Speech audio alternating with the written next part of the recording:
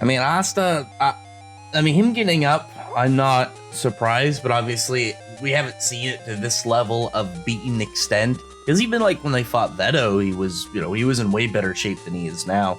There's stuff that it looks like it might be aligning up for the plot though of where it may be going for Asta. I'm definitely seeing the potential for some form of higher end version of the Berserk form, like essentially him and Libe fully like a Berserk version of Devil Union. Imagine that, like instead, whereas like the Berserk form was for Black form. If we get a much more powerful and dangerous version, like if say Lucifaro critically injures Yuno, like it looks like I don't expect Yuno to die, but it like you put the situation like from Asta's perspective, Asta would be like unsure if was gonna make it out of this alive, and it was just one of those moments where maybe Asta could form a contract with Libe, and that would make sense for why the Xenon fight had that going on instead of like either the Vonica or Dante fights, because the Xenon fight was the last one, and the way that Tabata set it up is it logically worked in with Xenon's character, but from a story standpoint, he was reminding us of this right beforehand, because the only person we had really seen it before was with Asta, and I think it would be a bad idea to just show that with Asta and to do it from Xenon's side and work it into the story. It made a lot of sense, but again, it gives us a reminder that this is something that exists in the series that Asta, as somebody who's already got a contract to the devil, could potentially do. And on top of the way that it was shown, Xenon had to have gained another contract because they were already doing stuff with these devils in the first place. So Asta, who already has a contract with Libe, shows he can do another contract. I think this is a really good setup if Tabata goes that route. For the most part, this chapter is like, does conjunction, just teleports behind Lucifaro, goes to try and cut him. Lucifaro's unfazed. That's pretty much what I expected. I don't really see any of them damaging Lucifaro right now, even at 50%. Clearly, he is big end of series boss in the making material, so these dudes aren't going to be able to really have any form of effect on him.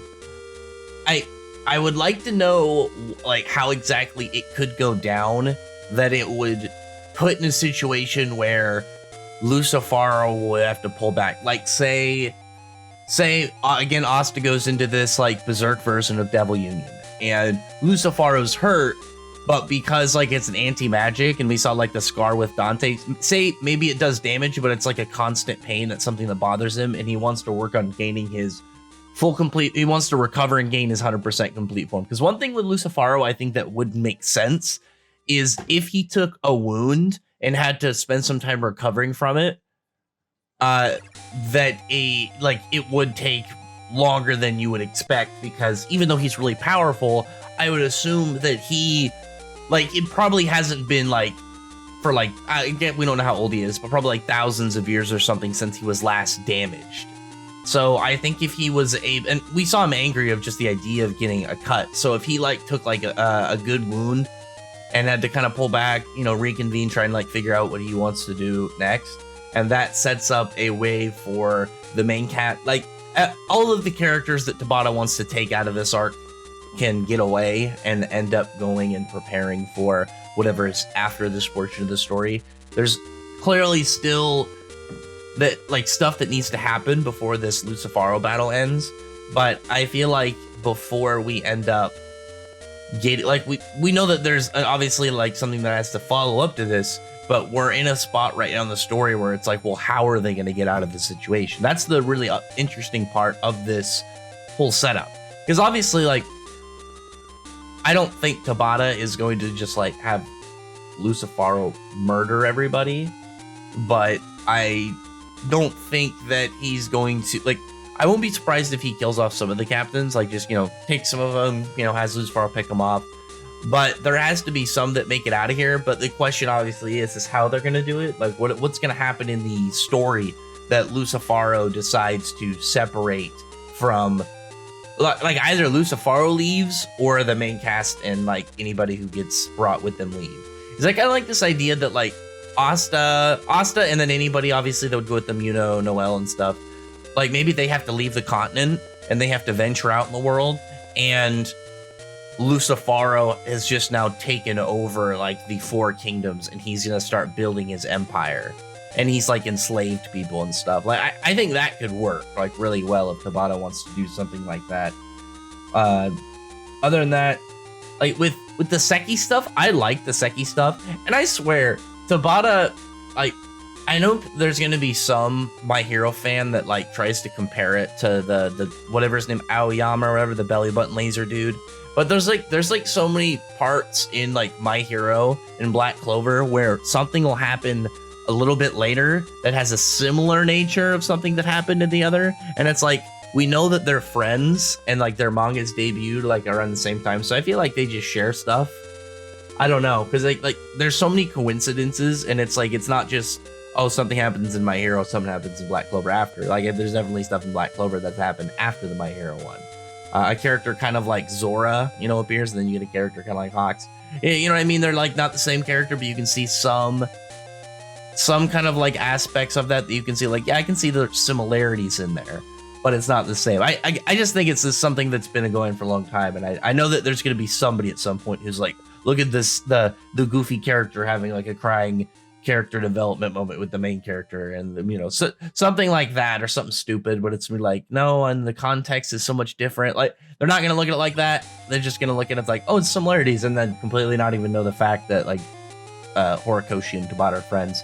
But I like this stuff with Seki. I like that it's this whole like Lucifaro is obviously like crazy powerful, and even though he's more powerful than all of them, Yuno and Asta, who became Magic Knights at the same time as Seki, are still trying and still doing stuff. And on top of that, he's seeing how powerful they are. So it's like, he has this whole thing of like why he didn't get strong. And I think that makes sense. Seki didn't really work on anything since he got in. He's probably just been kind of like relaxing for the past, year and a chunk. I assume that Seki's progress has been more of, he has like kind of like maybe natural developments like the rare missions he does, but he doesn't really train or do anything to become more powerful. Like he's like a dude who just kind of like is planning on cruising the rest of his life, just more on the rank and job rather than getting more powerful and gaining more capabilities within it. Which, I mean, I can respect if he doesn't have to be some powerful savior. But I like that he had this moment of like, why didn't I try to progress to, I could maybe do something here, or like why are these guys trying it and here I'm helpless. I thought that was pretty good. And if we get another time skip, maybe we can get something with Seki. I actually like Seki's spells. Like, even though they're a little silly and not crazy, when you really think about, like, I can't remember all of Seki's spells, because he's got the lizard that